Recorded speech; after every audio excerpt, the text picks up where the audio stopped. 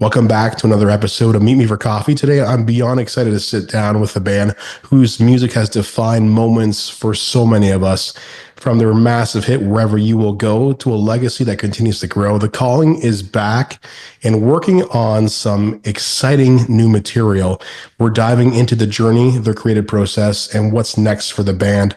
We've also got some great rapid fire fun lined up for this episode as well. So grab your favorite brew and stick around. This is going to be a great one. I've got Alex, Daniel, and Dom. How's it going, boys? What's up? Hello.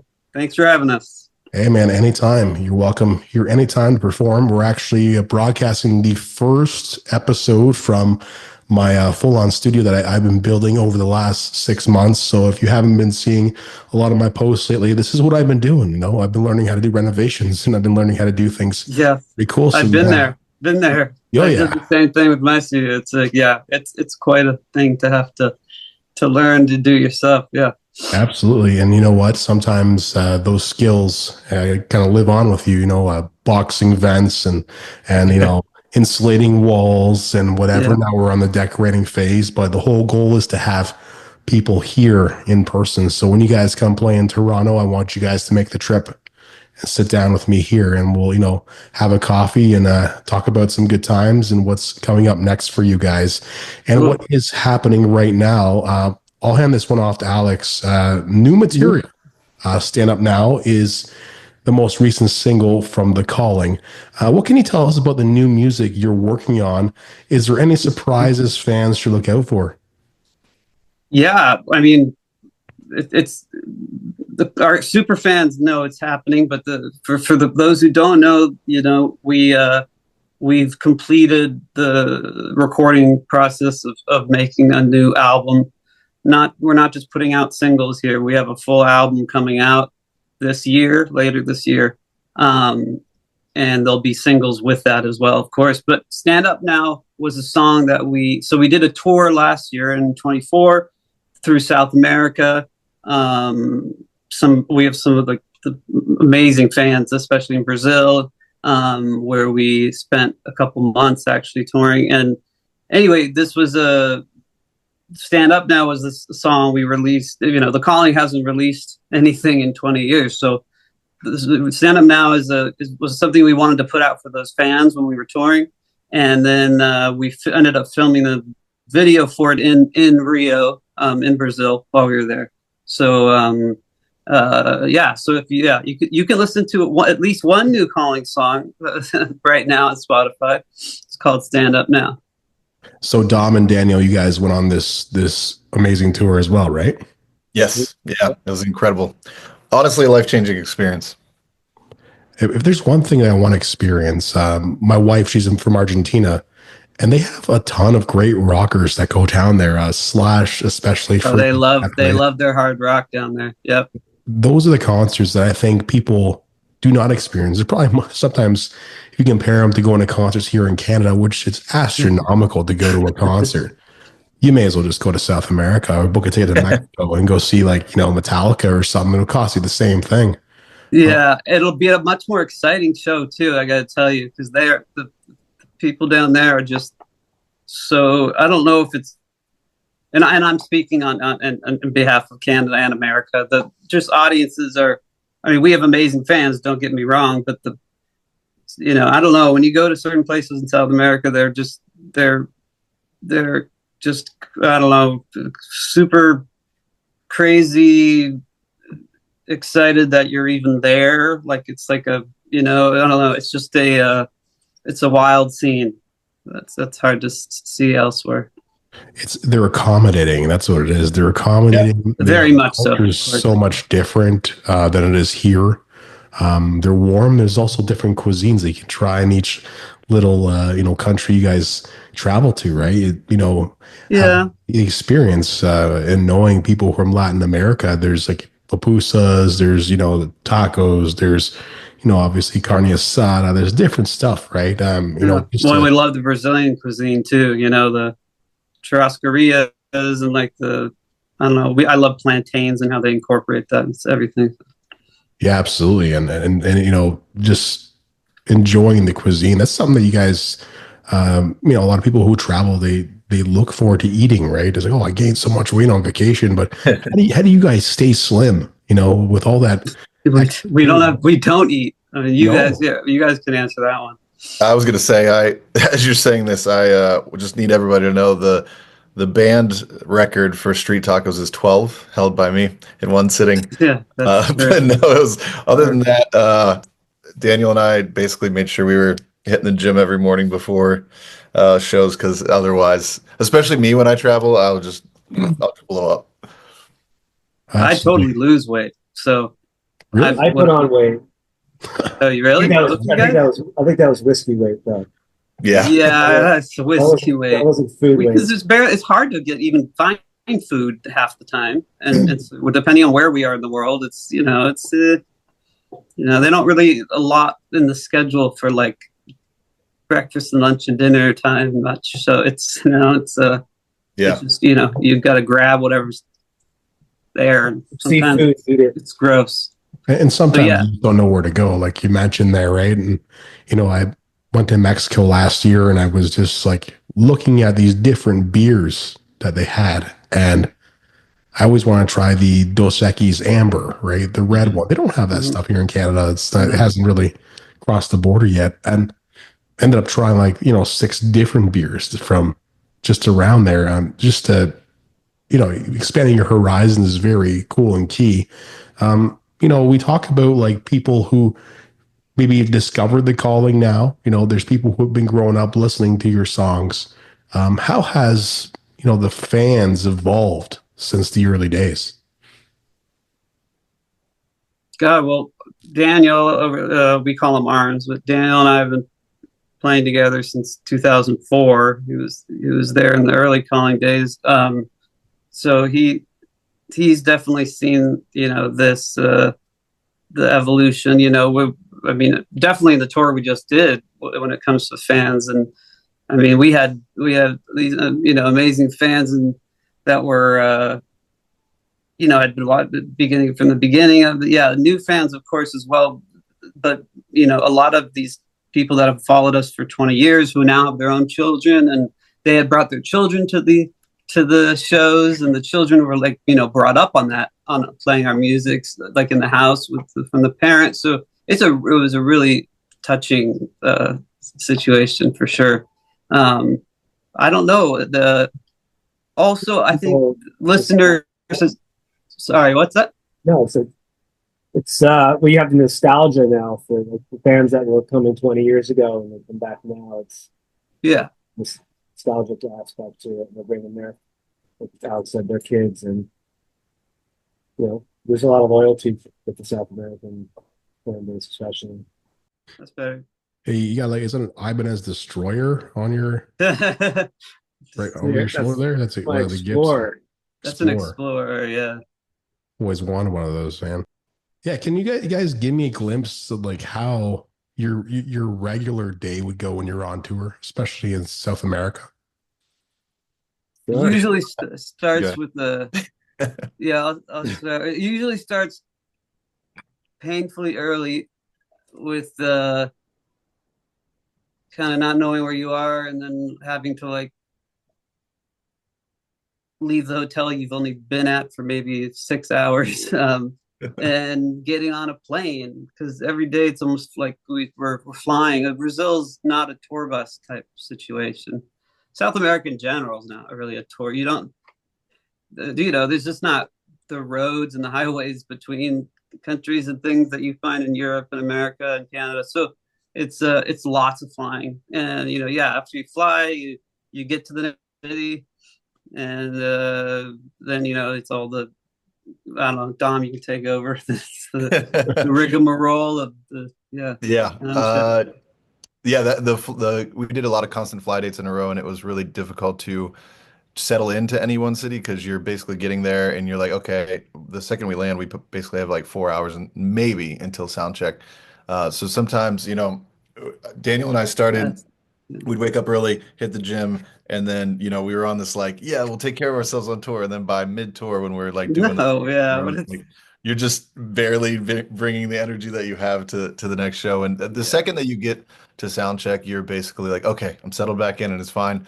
But yeah, we definitely had a string where I think we did like 4 or 5 shows in a row like that. And by the end of it, we were like, oh my gosh, I just need a nap at the end Yeah. of it. Yeah. Yeah. Yeah. Nap. And yeah, that's what the keeps you problem. like They good don't, there's no, mentally during that whole thing? Like, you guys aren't sleeping, guys aren't eating yeah. properly, Yeah. your routine's out of whack. How do you guys keep it together? Uh, Fans. I would say, Yeah. I would say what Don was saying. I think it is like the sound check or just the show itself each night, like that keeps you grounded. Like that's the one constant, you know what I mean? And because everything is chaotic. But no, doing like multiple fly days in a row, like we did, I don't know, whatever it was, 5 or something or 6. It was, yeah, those things are, it's hard to keep sane. But it's hard. Yeah. I mean, I don't know. You just do it. Been doing it so long. I don't know. I'm used to it, but it definitely takes a toll on your body. I mean, you definitely afterwards you're like, ooh, that hurt. Yeah. I love it. Why is that? I don't. It's just. I feel alive when I'm on tour. Yeah, it's a good rush. I mean, yeah, it's not being able to get a solid 7 hours, like getting back to the hotel at 2, and then you got to be in the lobby at 5 a.m. You can't fall asleep because the adrenaline hasn't worn off yet from the show. And that'll catch up after you after, and that's when you start getting sick. But which always happens to everyone. It starts with lack of sleep, and then the immune system kind of like starts letting in. And then you got to keep going around. while you're sick, which is even more fun. Yeah. The second lights come on and fans are out there, though, it's really just you're just like, well, I waited my whole life for this, so no complaints. Yeah. No complaints. It's just hard to still have a voice. That's the tricky part. Yeah. Well, that's a great way to look at it. Talking about being perky and awake and having the adrenaline or energy rush through you. If the calling were a coffee blend, what would it be called? And what would it taste like?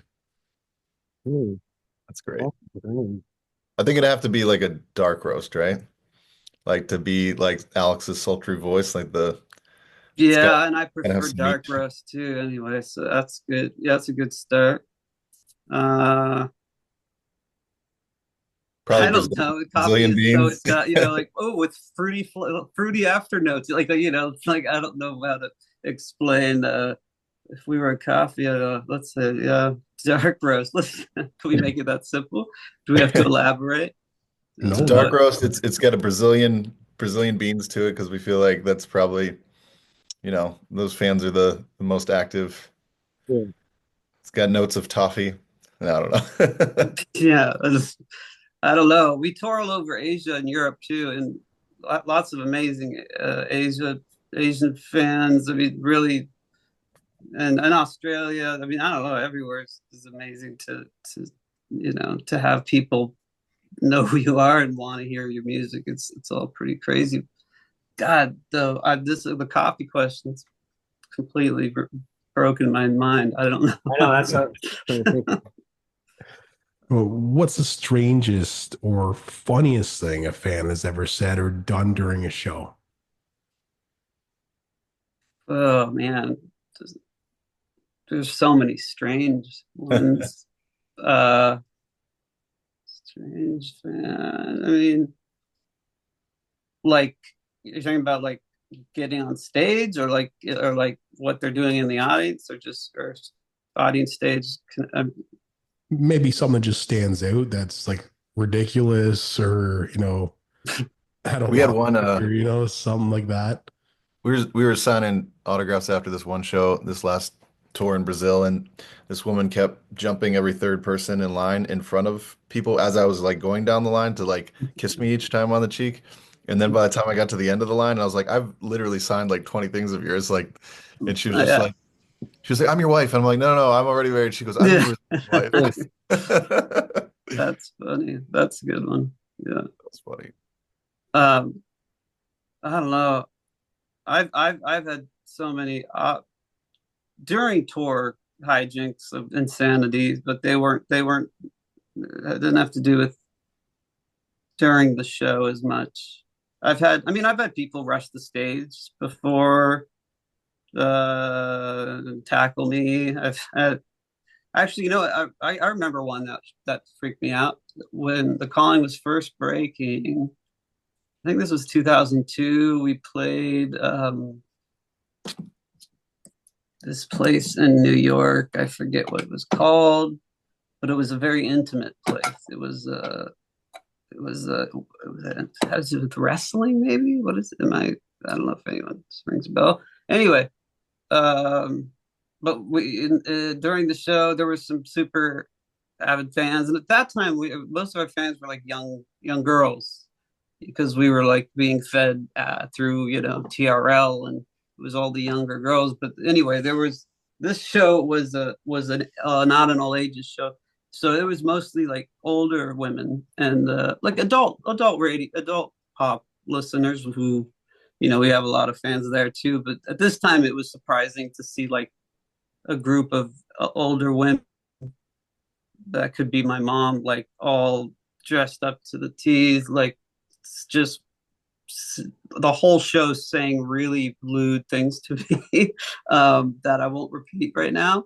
But during when we close with Wherever You Will Go, there's a moment where I would go on my knees to sing like this verse with the rest of the crowd, and one of those ladies just grabbed my head and stuck her tongue down my throat, and it was gross.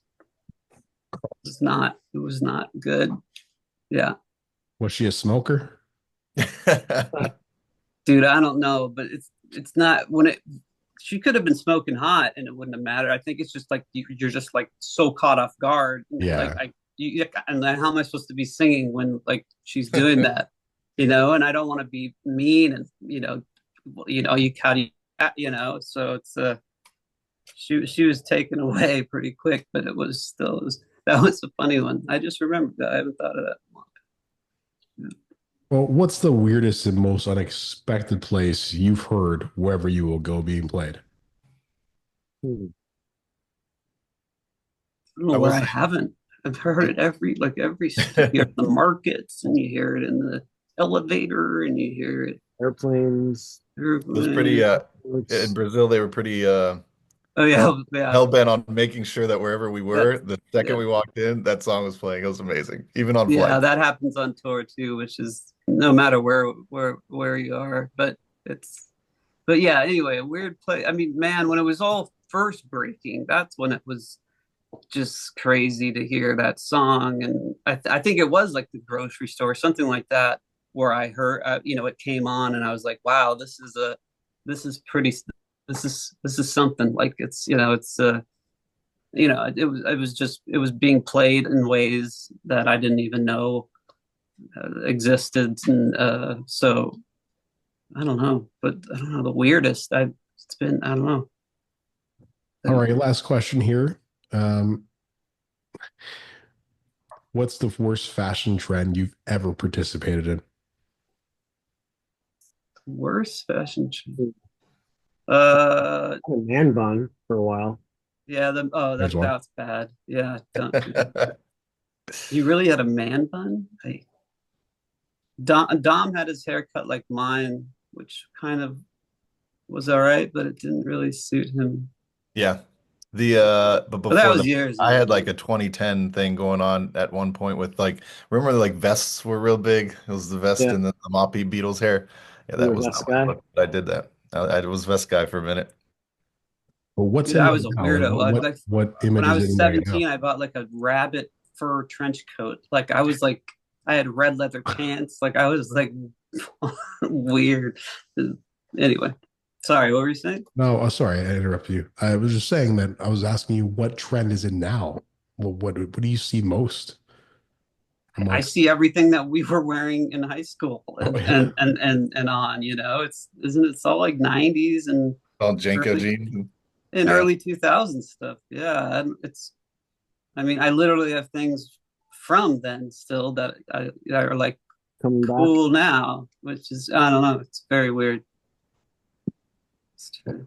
Well, boys, this has been awesome. I'd like to do this one more time again. I wish you the best. Do you guys have a date on the release of your new music at all? I would just say it's going to be we're going to start touring this summer and start touring the world, and I would say the album is going to be fall or something. That's amazing. Don't have an exact date yet. Well, I wish you guys the best of luck going forward, and hopefully see you guys once again. Thank you. Cool. Thanks Thanks a lot. Thanks for having us. Cheers. Thank you. Cheers.